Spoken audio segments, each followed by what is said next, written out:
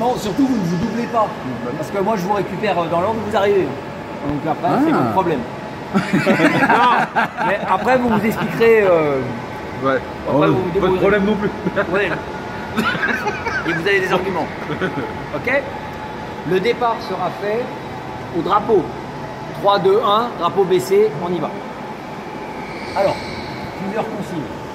Le premier tour ne compte pas, puisque la cellule de chronométrage, vous l'avez dans le dos. Ouais, donc il va falloir reboucler un tour avant de déclencher le chrono. Donc inutile de vous encastrer tous dans l'épingle, ça sert strictement à rien. Ah, ça marche en chrono quand même pour la finale. Alors, j'y viens. Votre question est pertinente.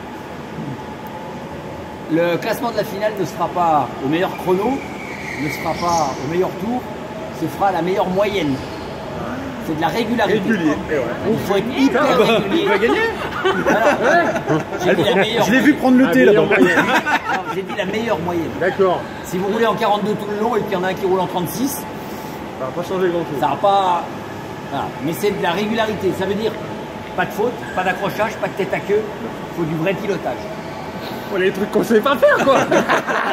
En gros, faut pas faire bourrin. Voilà. Faut pas faire un mec en sous quoi. Voilà. D'accord. Donc ça va pas faire. Et ça me redonne mes chances.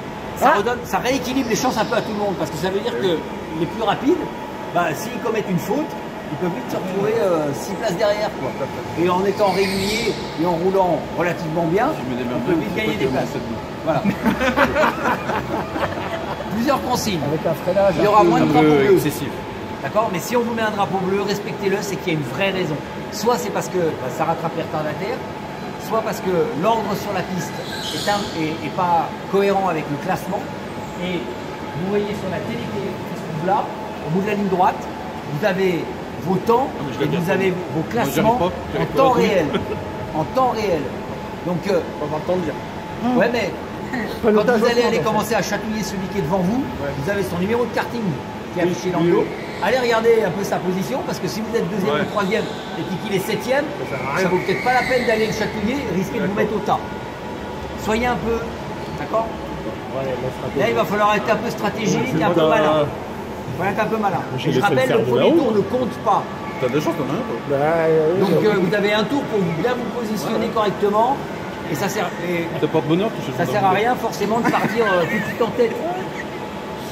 On a déjà vu des gens qui partaient 5e puis qui premiers, hein, parce que vous avez toute la visibilité et que devant, c'était dans les bouchons en permanence. Ok? Même les bras. On y va. Mais après, on s'arrête. Ah non, c'est une fois que